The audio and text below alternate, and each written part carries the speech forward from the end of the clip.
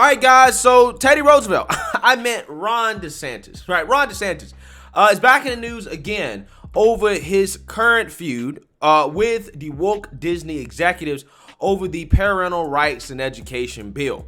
The bill that has been incorrectly dubbed as the Don't Say Gay bill, which I'm going to actually start calling the Don't Say Straight bill so that people understand that my support for the bill does not come from a place of homophobia or transphobia. It's simply coming from a place of not wanting kids, kindergartners through third graders, more specifically, to be having conversations about sex and gender identity in the classroom, or teachers to be having conversations with kids about their sexuality, their sex life, or how they don't like the fact that they were born with a certain set of genitals. Okay, so yeah, I'm opposed to that, and apparently being opposed to that in 2022 makes you a bigot, according to the left. Okay, it makes you transphobic, homophobic, etc., etc. You guys know all the labels they throw out there for people that are reasonable. Okay, but with that being said, the war between Ron DeSantis and Disney has turned up another notch, as Ron DeSantis has basically come out and threatened to castrate Disney in response to Disney promising to try to get the legislation repealed after Governor Ron DeSantis signed it into law a few days ago. And let's just say that really pissed off Ron DeSantis. Take a look. What has happened is there's a lot of these special privileges that are not justifiable, but because Disney had held so much sway, they were able to sustain a lot of special treatment over the years. Well, now I think the way with their conduct, and look, you see some of these people on the videos that they put out, some of these executives and what they're saying, and you're just like, are you kidding me? I mean, this is really, really crazy, some of the stuff that they're doing. And so I think that they've been dishonest about this. And I think what that's done is, you know, the left is upset at them, and now everyone else is upset at them. And so they've lost a lot of the pull that they used to have. And honestly, I think that's a good thing for our state, because the state should be governed by the best interests of the people.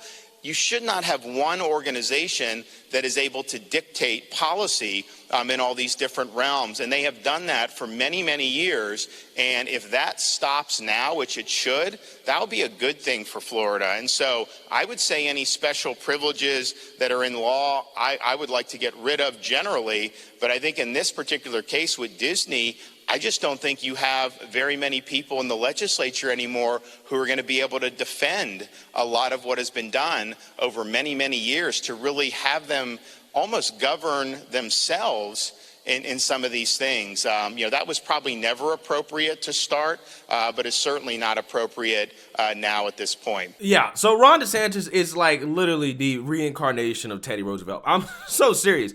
The connection there is so obvious in regards to how, he has kind of become a different type of Republican than what the modern Republican has been in regards to their relationship with big business, okay? Typically in a situation like this, where Disney, a big corporation in Florida, is basically trying to dictate policy, right? They definitely toss around a lot of money. They buy a lot of these politicians. At that point, the politicians do what the corporation wants them to do. Ron DeSantis standing up to Disney instead of folding to their lobbying and going as far as to not just not fold, but also to say, hey, you know what? We need to maybe revoke their self-governing status. That to me is a big, big, big deal. And it says a whole lot about Ron DeSantis and who he is as a person, as a governor, and how he stands on his principles in regards to him seeing the dangers of these big corporations and their influence over politics, okay? Their influence that outweighs the influence of the will of the people, right? Which is kind of an issue in American politics, is that we do live in a corporatocracy, right?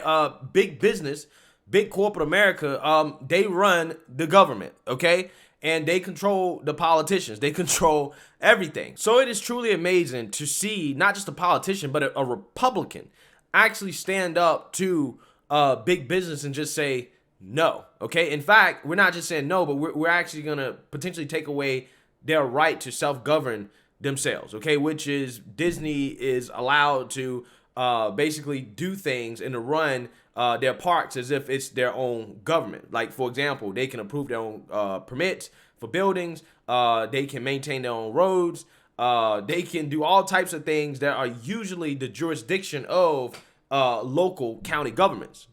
Disney is essentially their own government in Florida, and it's kind of crazy that they were allowed to do that in the first place. Okay, the corporation was basically allowed to be their own government. It's kind of nuts that was allowed to happen. Ron DeSantis saying we're going to strip you of that right is basically him saying we will castrate you if you try to repeal this legislation for trying to subvert the will of the people. And Ron DeSantis deserves all the applause in the world for what he's doing. Okay, he is truly doing God's work, in my opinion. So with that being said, it's not just Ron DeSantis that is upset with Disney. There's actually a gay employee at Disney that is upset over the company's stance on the bill, as he wrote a letter to Disney basically saying that Disney doesn't speak for me. So let's actually read about this, because I think that this is eye-opening in regards to how certain people in the LGBTQ community that are not highlighted actually feel about a lot of this stuff. A gay Disney employee trashed the company over its opposition to the parental rights and education bill recently signed into law by Florida Governor Ron DeSantis,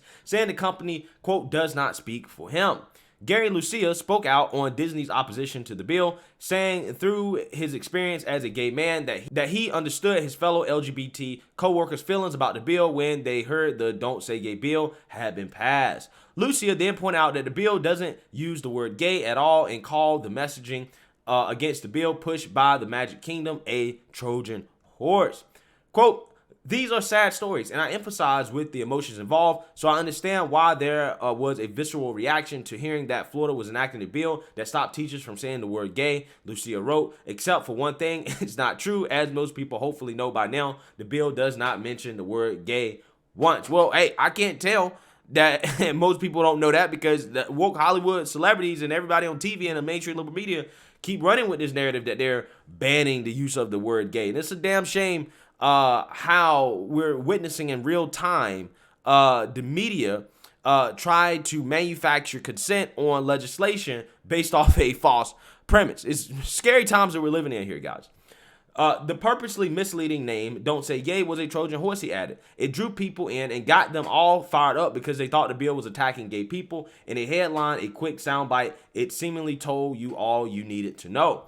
Lucia said the name was done intentionally to rile up people because those fighting the bill knew any attack on gay people would be met with outrage. Ding, ding, ding, ding, ding. The detractors of the bill used this to lure you in, but they wanted to hide the gender ideology part of the bill, which is what people should really be concerned about, Lucia wrote. The public was being played and gay people were being used as pawns. The Disney employee wrote that gender ideology is the core of teaching gender identity, calling it a form of conversion and likening it to religious groups that attempt to pray the gay away. Lucia wrote that he agreed with the newly acted law and that he does not agree with the Disney LGBTQ plus leaders and the groups that purport to speak on my behalf. Quote, and the biggest irony of it all is that the organizations and allies who are condemning the Don't Say Gay bill are the same people who almost never say the word gay themselves, he wrote. They're always referring to the LGBTQ community or some variation of that alphabet soup. Quote, let me speak for myself. I am not LGBTQ plus or LGBTQIA plus. I am gay, just gay. When you refer to me as LGBTQ plus IA, it is offensive to me. You are putting a label on me that I never approved of. You're lumping all these groups of people together, and we are not a monolith. In addition, you are including the word queer as a part of that label, and I am highly offended by that word, which is a slur that has been used to attack me. Disney did not respond to Fox Business request for comment. Of course they didn't. But what this guy's saying is kind of profound in the sense that it is showing that there are a small or maybe even, I don't know, large group of liberal elites in this country that are trying to lump a bunch of people together as one group, right? They try to act like they're all the same, okay, in support of the Democrat agenda. This gay man is saying, listen, the LGBTQ community does not speak for me. I am not just LGBTQ. You can't just lump me into that group, okay? The same way that black people are like, yo, I am not a person of color, right? You just can't lump me into a group of people to try to diminish me, right? Because that's what they do. The same way Hispanics and Latinos are like, no, I'm not Latinx. You can't call me Latinx. Again, there's liberal elites in this country that want to lump and group a whole bunch of people together that they think are similar into one group of people in order to diminish them as individuals. Okay. And I just love the fact that this gay employee decided to speak out on this and to tell the truth about what's happening here. Okay. Because what is actually happening is that there's a small group of people, right?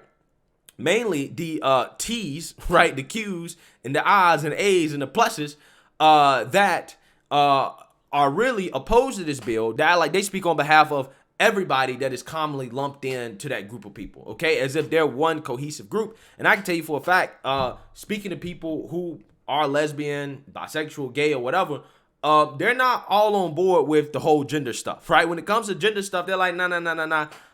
I'm not on board with that. I don't go that far with that, right? But again, for whatever reason, they want to lump all those people in together, even though it's not necessarily the same thing. The sexual orientation and gender identity thing being lumped in all as one, I find to be fascinating. And I think there's actually friction between those two groups within the LGBTQ plus community, right? And I think that this letter right here kind of highlights that. But again, I'm glad to see a gay man, a gay Disney employee, speak out and say, hey, I support this bill. And I think that shows that there are a lot of reasonable people that are lumped into that community that don't want to push extremist, far left, progressive ideology, gender ideology on children, which I think is a good thing, right? It's a good thing. I'm glad that we have reasonable people out there that are part of that community that don't want to do that. So let me know what you guys think. Make sure you like, comment, and subscribe. Most importantly, share a Black conservative perspective. Peace.